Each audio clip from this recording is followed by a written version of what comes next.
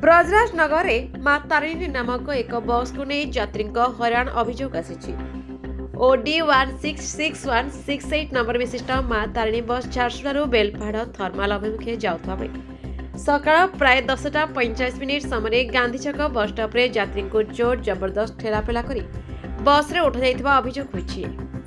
यात्री अभियोग अनुसार बस कंडक्टर निर्धारित सीमार अधिक यात्री को बस रे भर्ती करथिले एवं वृद्ध लोकंक ठारू मध्य अनियमित भाव में टंका आदाय कर यात्री माने भयंकर असुविधार सम्मुखीन होइथिबा कहिसंती।